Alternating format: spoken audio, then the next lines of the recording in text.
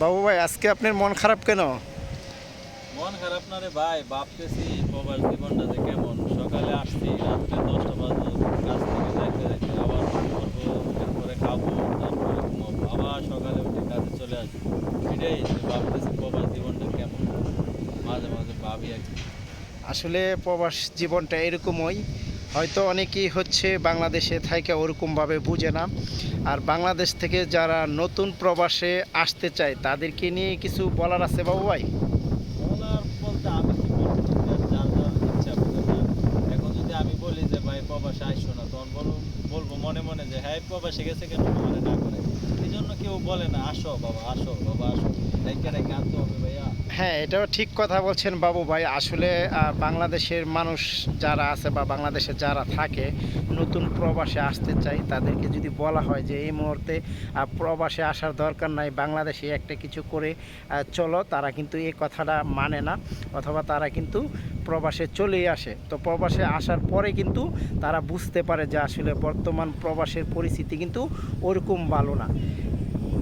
এই জি বলেন। আয়সা বলতে তো আর ভাই কোনো লাভ হইব না। আপনি 5 লাখ টাকা 6 লাখ টাকা খরচ করে এই জায়গায় আয়সা পরে কাজ নাই, কাজ নাই, কাজ নাই ভাই, একটা কাজ নেই। কত দূরে এখন কল দিয়ে কাজ পাইবেন না আপনি। হ্যাঁ, এটা এটা তো বাস্তব কথা। কারণ মালয়েশিয়াতে এই মুহূর্তে মনে হয় 20% লোক বসে রয়েছে, ঠিক না? 20% লোক কম বেশি এরকমও হবে, মানুষের কাজ নাই।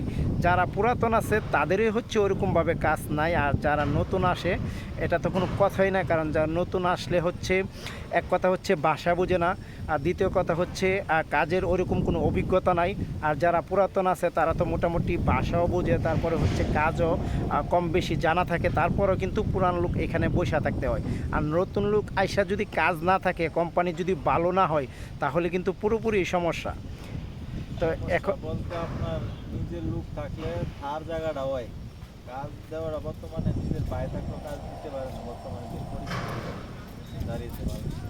না, আসলে থাকা, আসলে বাবু ভাই বিষয়টা হচ্ছে কি, মানে বাংলাদেশে থেকে আসার পরে এখানে যদি নিজস্ব কোনো লোক থাকে, হয়তো থাকার জায়গাটা পাবে, অথবা খাওয়া, মানে খাওয়া দাওয়া করতে পারবে।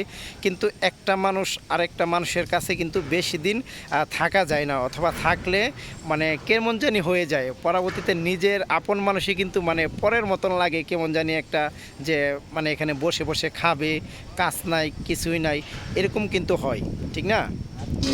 বলতে আপনার যদি নিজের মার্কেটের ভাই হয়, তাহলে আপনি হয়তো 2 মাস 3 মাস 6 মাস খাওয়াই, মানে বাইরে তো আর ফালাই দিতে পারবেন না। তারপর আপনি যদি বাহিরে কেউ আত্মীয় স্বজন হয়, ধরেন আপনার ফুফাতো ভাই, মামাতো ভাই, আপনি হয়তো নিজের শরমের জন্য কিছু বলতে পারবেন না, কিন্তু মনে মনে ভাবেন যে হ্যাঁ এতদিন আসছে, কাজ দিতেও পারতেছি না, কাজও বা করতে পারতেছে না, যাইতেছেও না, কিন্তু কিছু করার নাই ওই সময়। না, পরবর্তীতে কিন্তু বলবে যে আগে বলছিলাম না আসার জন্য, এখন আইসা মানে হ্যাঁ নিজেও বিপদ, আমারও বিপদে পালায় রাখছে, এরকম কথা কিন্তু বলে, ঠিক না?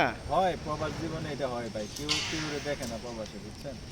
এরা যার যার চিন্তায় খায়। একদিন যদি মানুষের একজন রুমের একটা মানুষ যদি অসুস্থ থাকে, ওই ভাই ওষুধ খায় না, এতটুকুই বলবো ভাই, সে কিন্তু তার কাজে চলে যাবো, থাকবো না বাসায়। যাই হোক, তো অসংখ্য ধন্যবাদ বাবু ভাই ওকে, আপনাকে আপনাকে অনুভূতি শেয়ার করার জন্য। আসসালামু আলাইকুম। ওকে, আল্লাহ, ওয়ালাইকুম সালাম, আল্লাহ হাফিজ।